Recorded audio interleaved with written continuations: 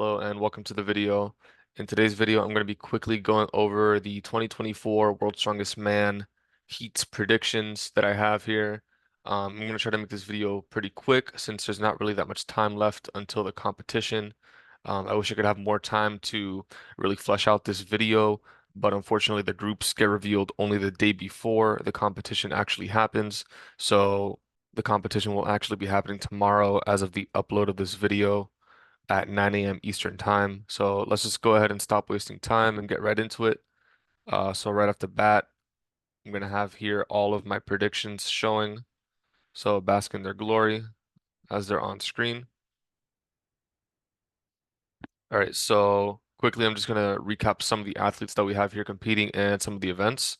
As all of the athletes are gonna be competing on all of the same events, I'll just go through those first. We have the nickel stones, which are going to test the athlete's grip. We have the car walk, which is going to test a lot of leg strength and speed. We have the sandbag steeplechase, which again is sort of a good test of speed and leg strength. We have the deadlift ladder, which is not only going to test the athlete's backs, legs, but also it's going to test their grip, as they have the option to either wear straps or not wear straps to hopefully get some better a better time and get more speed when compared to their other athletes. Finally, we have the Viking press, which of course is going to test a lot of upper body strength. And then the top two athletes, aside from the winning athlete of each group, is going to compete in a stone off back and forth to see who can qualify through to the final. So I'll just go group by group here now and sort of introduce the athletes one by one. So we're going to start off with Group A. And as you can see here, we have a group with Luke Stoltman, the recent winner of Europe's Strongest Man, Trey Mitchell, who's placed fourth place at World's Strongest Man twice before. We have Kevin Fairs, a previous finalist at Worlds. We have Eddie Williams, who's had some pretty good performances over the years. Tristan Hoth, who has been performing pretty well at some competitions recently, and Oscar Ziolkowski, who recently competed at the Arnold Strongman Classic. So let's just go ahead and get right into these predictions really quick. Let me zoom in so we can get a better view. All right. So there's no hiding, the results here. Obviously, I have Luke Stoltman winning with Trey Mitchell in second place or, the other athlete to qualify here, as you'll see. So I'll just quickly go through these events.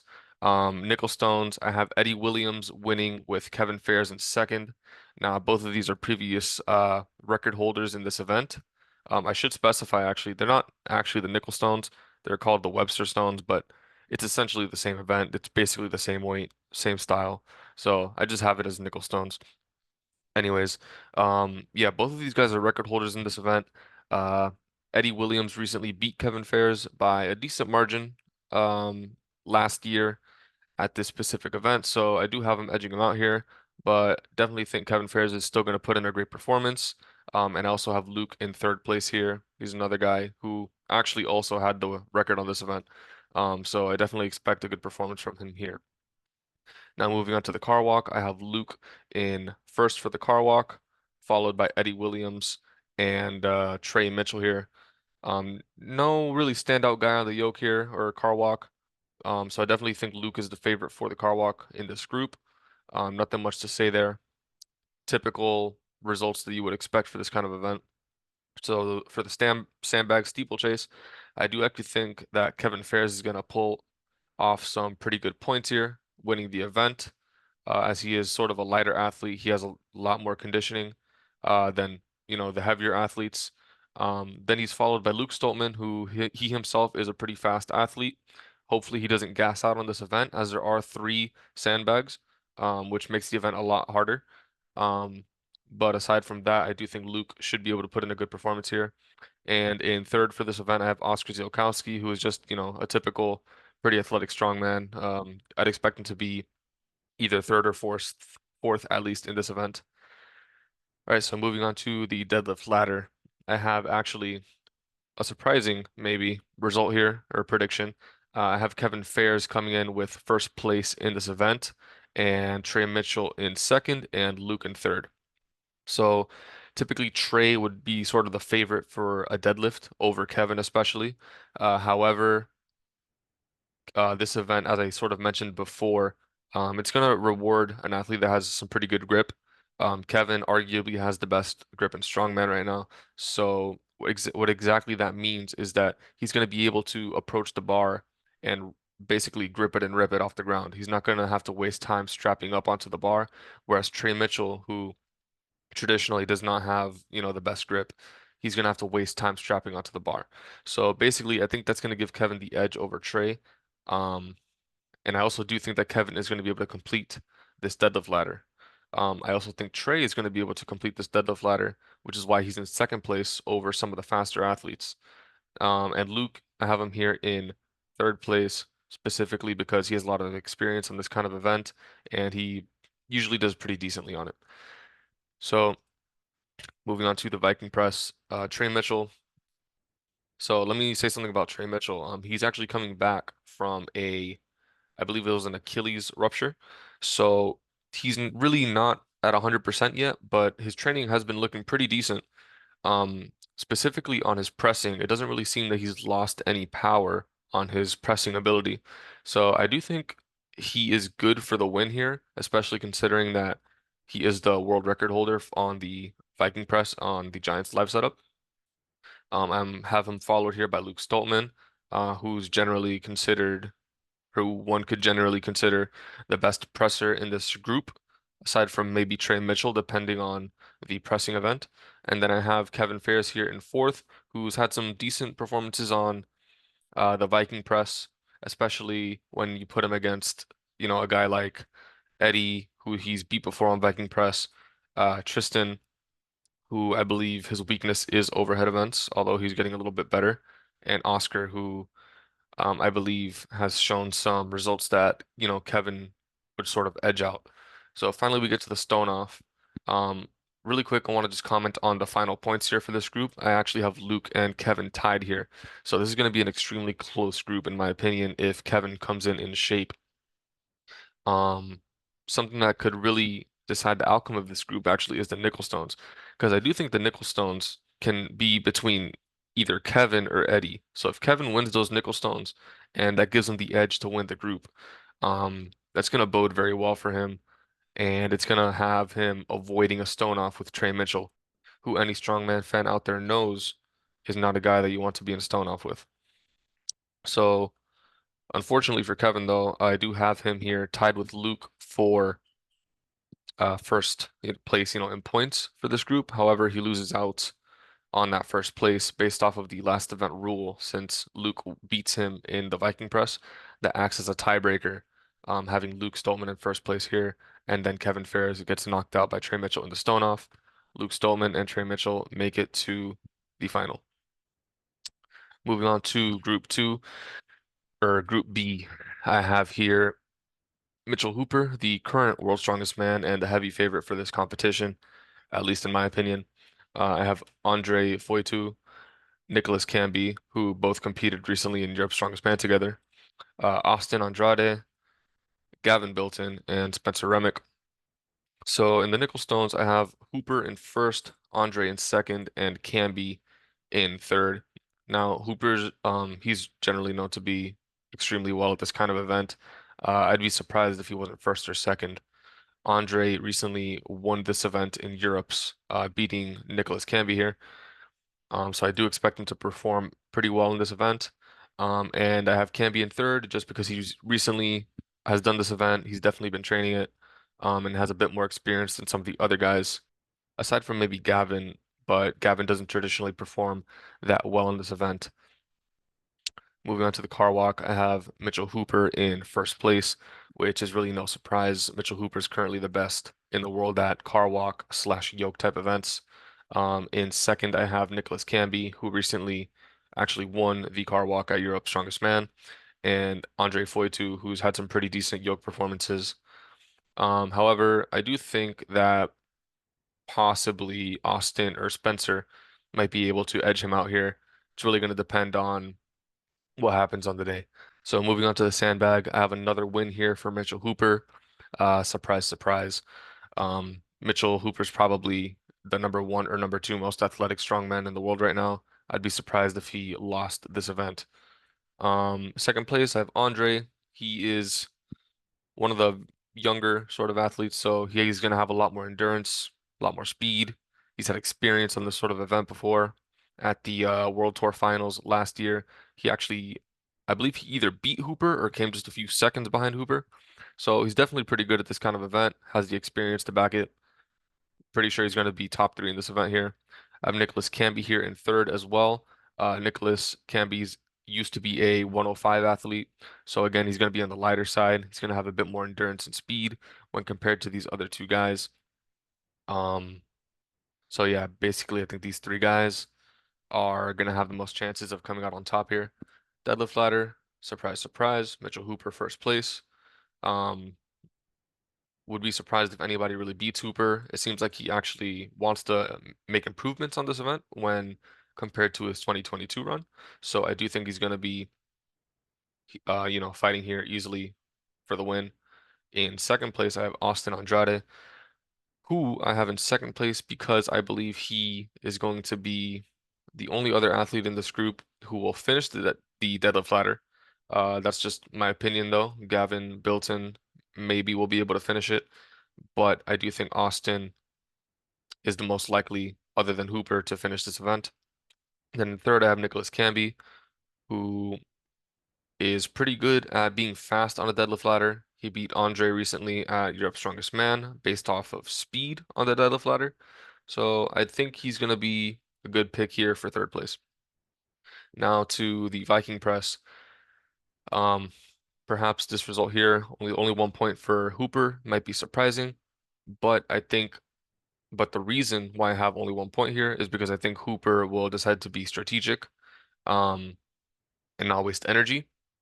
If you crunch the numbers, by the time that Hooper gets to the Viking press, he's already gonna have 24 points, versus the number two athlete at this point, who I believe would be Nicholas Camby, or yeah, it would be Nicholas Camby, who would have somewhere around 17 points. So essentially, after the deadlift ladder, if Hooper wins all of those events, he's basically untouchable.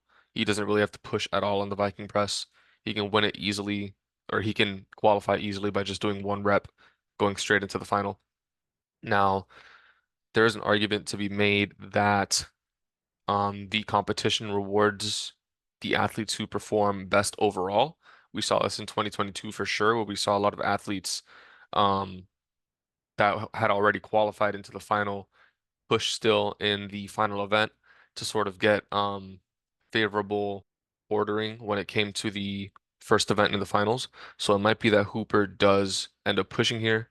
But I do think that even if he does, it doesn't really affect the final outcome that much. Because I think he could win this if he really wants to, which wouldn't have any effect on the rest of these guys. So basically, story is Hooper wins this event, no problem. Then we have Andre and Nicholas Camby coming out second and third in this group. And then in the stone off, I have Andre beating out Nicholas Camby. They are very close in stones, I believe. And Nicholas actually beat Andre recently at Europe's. But I think that a stone off is going to favor Andre more, where there's less speed involved and more just back and forth of the stone. I think that's going to favor Andre more. So I have Hooper and Andre going through to the final. So now we're here in Group C, where we have Matthew Ragg, who placed ninth at last year's Worlds. He placed second at the World Tour Finals, actually beating Mitchell Hooper. So he's definitely a guy to look out for in this competition. Definitely one of the contenders for top five or even the podium this year.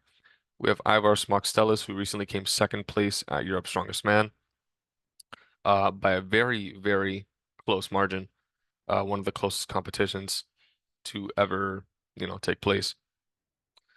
So we have Adam Bishop, two-time Britain's Strongest Man.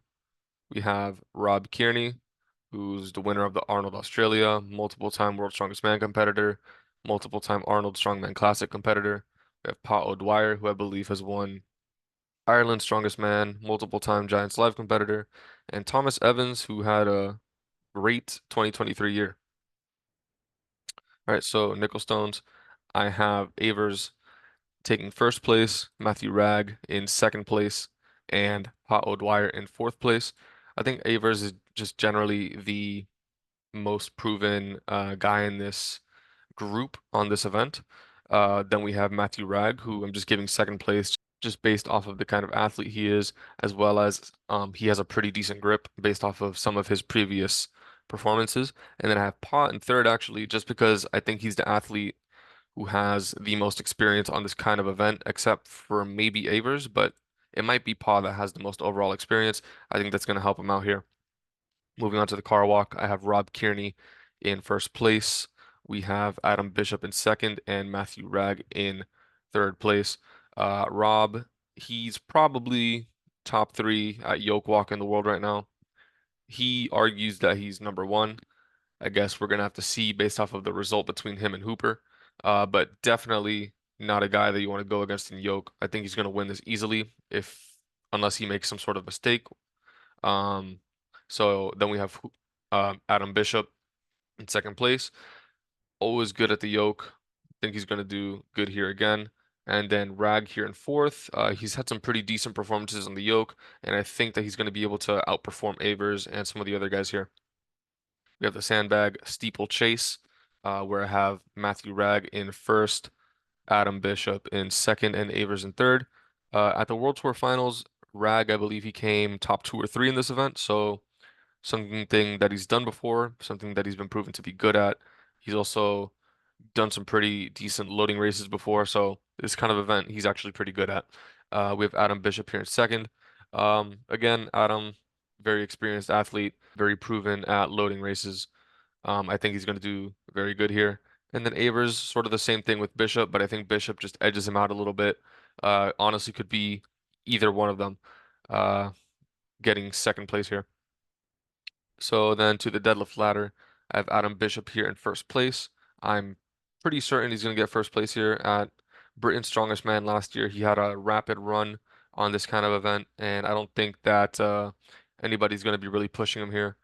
Matthew Ragg here in second. He's just generally the first or second best deadlifter in this group, arguably. And I think Ragg is going to be able to complete this ladder faster than anybody else in this group other than Bishop. And then in third, I have Rob Kearney. Something to note here is that I have Avers here in last place, losing out on some points. All right, so moving on to Viking Press. In first place, I have Thomas Evans, who's just phenomenal at overhead press for rep events. I have Avers in second, and then Rob Kearney in third. Now two things to note. I have Matt Ragg here only getting 3 points. Now that's because I believe that at this point in the groups, the ball is basically going to be in Ragg's court. He's not going to have to go all out. All he's really going to need to do is assure his first place position and beat the guy in second place, who I believe at the time will be Rob Kearney, meaning that he's only going to have to do a certain amount to get a certain amount of points to just edge out Rob. So the other thing to note here is that I think the Viking press could be between Ivars and Kearney here for that second place spot. Now, if Kearney beats Avers here, Avars gets completely knocked out of the stone off. If Ivars beats Kearney here, Kearney gets knocked out of the stone off. So if Ivars wins, which is what I have here, just based off of previous results, I believe they're going to be sort of similar on this event. It could really be back and forth between them. However, Avers is going to be the one that's going to have to beat Kearney here, according to my predictions. Um, so essentially, if Avers wins the Viking press over Rob, he goes into the stone off against Adam Bishop. I think Avers would win that stone off. But if Kearney wins the Viking press, he will go into the stone off against Bishop, which, however, I do think that Bishop would beat Rob here. So I think the top two guys, or the top three guys who are most likely to make it through out of this group are Rag, Avars, and Bishop. Um, if Bishop pulls off a pretty decent performance on the Viking press, though, he could be fighting for the first place in this group, actually. If you take a look at his results here, they're pretty good results, lots of seconds and firsts. So he's going to be definitely one of the guys to look out for. alongside Rob Kearney, of course. So again, Group C, we see Rag and Smoxelis make it through to the final. All right, so Group D, we have Evan Singleton, multiple time Giants Live champion, last year's fifth strongest man in the world. Pablo Cordiaca, last year's Europe's strongest man and last year's sixth strongest man in the world. We have Marcus Crowder, a previous America's strongest man and the current OSG champion. Evans Nana, who is a guy who is really coming up currently. I believe he's won one or two SCL shows. Definitely a guy with a lot of potential. Rano Heinla, one of the best deadlifters in the world. And Kane Francis, another guy that's up and coming, mostly in the UK scene. All right, so nickel stones, I have Evan Singleton in first, Evans Nana in second, and Marcus Crowder in third. I think Evan handedly wins this event. He's pretty proven on this sort of event. Don't think he's gonna have a problem winning here. I think Nana is gonna be able to surprise us here. He has a pretty decent grip, and he's also coached by Lawrence Chalet, who is the world record holder in the Denny Stones. Sort of a similar event here. I think he's gonna be able to coach him pretty well. And then Crowder. I have him here in third place, mostly due to him having a pretty decent grip according to some of his results. Then we go to the car walk. I think Evan wins this easily. Yoke and car walk are basically one of his best events. He won it in 2022 out of all the groups. If you take all the times and stack them up together. In second place, I have Marcus Crowder, who um, again has some pretty decent yoke results. And then in third place, I have Pablo Cordiaca, who again is pretty decent at the yoke, probably the number two or three guy at yoke in this group. Now, sandbag steeplechase. Good luck to anybody trying to beat Pablo here. I mentioned earlier that Hooper was either the number two or number one guy in terms of being most athletic in strongman. I think the other number one or number two guy could be Pablo. So then I have Evan in second place here. He's just generally great at loading events, so I'd expect him to do pretty good here. And then Kane Francis in third place. Again, another guy that's very good at loading. He's actually done the sandbag steeplechase event previously, so he's going to have that experience. And I think he's going to get third place here. So moving on to the deadlift ladder, we have Evan taking first place here. Evan alongside with actually Marcus Crowder. They're both 1,000-pound deadlifters. But I think Evan is going to be able to beat Crowder here based off of speed. He could do a mixed grip on the deadlift, try to do it a little bit faster, but I also think Evan is just going to be able to pull those bars a lot more explosively than Crowder. Then in second place, we have Crowder, of course, and then in third place, I actually have Rauno, who is actually the number one deadlifter in this group. I should have probably mentioned him before. He's actually a stronger deadlifter than Evan and Crowder. But I think that Evan and Crowder are going to be able to be faster than him here, unfortunately making him lose some points. So then we go to the Viking press. We see Evan with 1 point. Again, similar situation to Hooper. Just reiterate what I said there. But in first place, I have Crowder, who, I was going through his Instagram, seeing some of his training lifts, and I saw him lifting an axle that weighed 385 pounds. Now, in his warm-ups, it sort of looked like, it wasn't moving that fast. It looked decent, but nothing crazy. Then I see him clean the 385-pound axle decently, and I'm expecting him to push press it. He starts strict pressing a 385-pound axle. I thought that was pretty impressive, but then he continues pressing it, and then he continues pressing it. So in total, he pressed the 385-pound axle for 9 reps, which is just baffling. Um, don't know what planet this guy's from, but his strict pressing is completely out of this world. Probably the best strict presser in this entire competition. Maybe even the best American strict presser, maybe even past Bobby, because that was just a pretty crazy performance to what he did there. Hopefully he can replicate something similar in competition. So that's enough ranting about, Crowder's insane pressing. Um, so then in second place, we have Cordiaca here, who his experience with Viking press. He's a great presser. I think he's going to get second place here. And then in third place, Francis, who actually has some pretty decent pressing results and Viking press results. So essentially, where that's going to leave us is with Evan Singleton winning the group with 24 points, Crowder taking second place in the group based off of points, and then Kordiaka in third place in the group with 20 points. And that's going to have them in a stone off. And I definitely think if it comes to this, Kordiaka will win this stone off with Crowder unfortunately being knocked out. And I say unfortunately because I think this guy has a lot of talent that hopefully he gets to showcase at some point. So, with that being said, let's move on to Group E or Group 5, however you want to call it. We have Tom Stoltman, the two-time world's strongest man, two-time Britain's strongest man. We have Bobby Thompson, who's podiumed twice at the Arnold Strongman Classic. We have Jaco Schoonwinkel, previous finalist at World's Strongest Man. Adam Ruskowski, who actually just 3 or 4 days ago won a competition in, I believe it was Hungary. So hopefully he had a good travel over. We have Wesley Derwinski, who has been pretty good on the Canadian scene. I believe he podiumed at OSG and at the Shaw Classic Open Amateur competition. And then Nathan Goltry, who I believe is another OSG podium guy.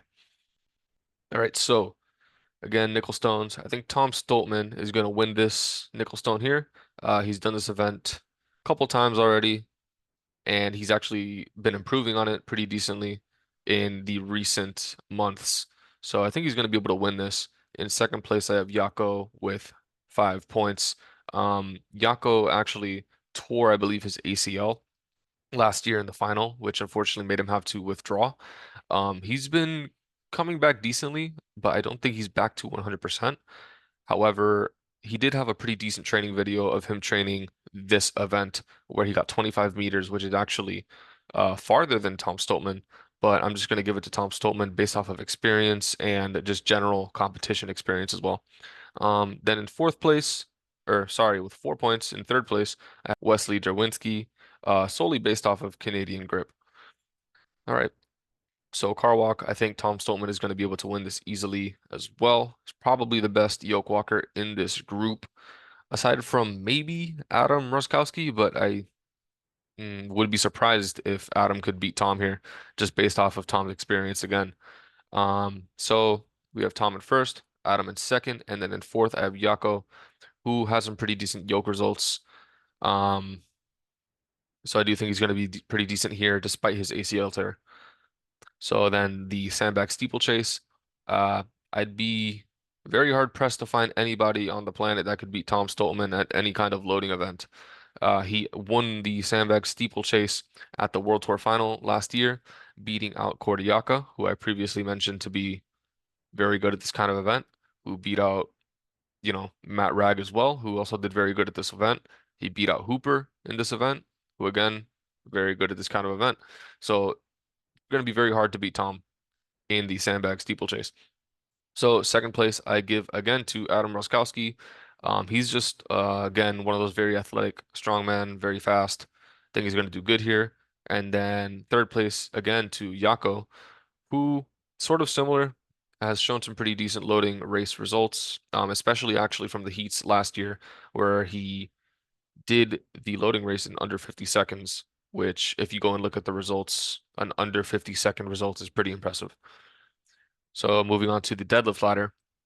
Now we finally see Bobby Thompson start to shine here, getting first place. Then we have Tom Stolman in second place. Now I think Tom is capable of outspeeding Bobby here, but I'm not sure if he's going to be needing to push that hard, really. So I do think Bobby can beat Tom here, just based off of Tom not pushing 100%. No offense to Bobby, of course. I just think Tom is generally capable of being faster than him.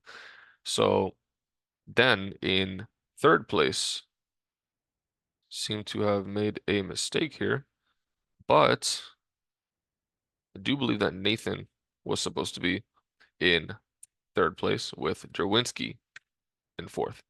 All right, so third place, Nathan Goltry. I think he's just going to be able to edge out Wesley I think they actually competed in this event together at OSG last year, and Nathan beat him out by just a couple seconds. So honestly, it could be either or any one of these guys uh, winning out of each other.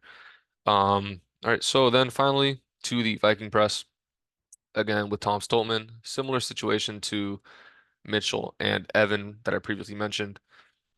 So in first place, I have Bobby here, who's generally just a very great and renowned presser, as many people know. So if you actually pay attention, we have Bobby here winning both static events and then sort of doing pretty decently on the moving events. And that's going to leave Bobby off with 21 points, second place behind Tom based off of points in this group. So then in second place on the Viking press, I have Wesley Jarwinski, who is another pretty great presser. And then I have a tie for third between Adam and Nathan, who have both had similar Viking press results in the past. So essentially where that leaves us is again Tom kind of easily winning this group with then Bobby and Yako in second and third based off of points respectively. Now, this is kind of where it gets interesting. When the groups were revealed, everybody immediately noticed that Bobby Thompson was again in a group with a crazy stone lifter. If you actually look back in 2022, he was against Brian Shaw in the stone off. In 2023, he was against Tom in the stone off. Now, once again, Bobby is in a group with Tom Stoltman. However, since Tom Stoltman is winning this group, at least according to my predictions, I do think Bobby Thompson is going to be in a stone off with another person. That being, of course, Yako. And when you take a second to look at their, stone results now, everybody sort of knows that stones are Bobby's weakness, which is why he's struggled to make the final at World's Strongest Man these past couple years. But if you take a look at Yako's results, they're also not exactly stellar. So I honestly think this could really go to either of these guys, but I'm just going to give the edge to Bobby basically because I haven't really seen a lot of stone training from Yako. Um, Also, of course, due to him being recovering from an ACL tear, and partly because uh, I think everybody wants to see Bobby make the final. So here we have Tom Stoltman and Bobby Thompson qualifying to the World's Strongest Man final. Now, what that leaves us with is the 10 strongest men on Earth, or I guess that's a different title. The 10 World Strongest Men, I guess. And so I have a little couple of pictures here just, for visuals. So here are my predicted finalists. We have Luke Stolman and Trey Mitchell qualifying from Group 1, Mitchell Hooper and Andre Foitu qualifying from Group 2, Matthew Ragg and Ivar Smockstellis qualifying from Group 3, Evan Singleton and Pablo Cordiaca qualifying from Group 4, and Tom Stolman and Bobby Thompson qualifying from Group 5. Now, that's essentially all of the video. I did say that I wanted to make this sort of quick. I'm sure that this video is already over 30 minutes or something like that, even though I didn't go into that much detail generally. So if anybody has any comments or questions about any of these predictions or just any sort of discussion to be had before, the heats start tomorrow, all discussion is welcome. And I hope you guys enjoyed the video. Hopefully, these predictions can serve as sort of a basis to go off of, or what to expect when watching the competition. Hopefully, the predictions aren't that crazy, and hopefully, none of these guys get injured, and the show turns out to be great tomorrow. So, again, thank you for watching the video, and that's about it.